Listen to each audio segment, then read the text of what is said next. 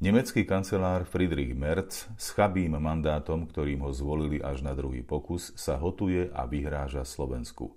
Ak nezmeníme kurz, údajne sa postará, aby sme prišli o eurofondy. Čo to za dobu dnes žijeme? Takíto samozvaní elitársky šašovia, ktorí ešte predvčerom nič neznamenali, dnes napínajú politické svaly. Komické na tom všetkom je, že žiadne svaly pritom nemajú.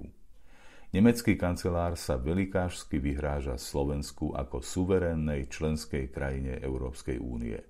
My sa pýtame, z akého titulu, akým právom, kde berie na to drzosť, pýchu a aroganciu. Zrejme mu učarovala moc. Zrejme sa dobre cíti v grupe tzv. Ochotných, ktorí sa snažia mútiť vodu. Ale nevšimli si, že im medzi tým ušiel vlak. Že ich amíci odsunuli do offsideu, že ich nechcú pri veľkom mierovom stole a tak frustrovaní vegetujú na vedľajšej koľaji a zúfalo hľadajú stratenú dôležitosť. Nemecký kancelár sa snaží kopírovať velikášstvo francúzskeho prezidenta. Ten blúzni o jadrovom dáždniku a druhý sa rýchlo naučil vyhrážať.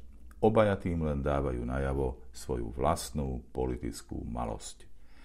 Vyhrážanie sa v politike nikdy nebola dobrá cesta. Politik veľkého formátu rozmýšľa na 5 až 10 ťahov dopredu. Nestrečkuje, neopíja sa mocou.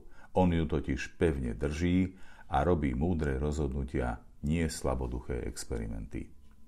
Ak to nedokáže, bude z neho navždy len pozér a politický bublifuk.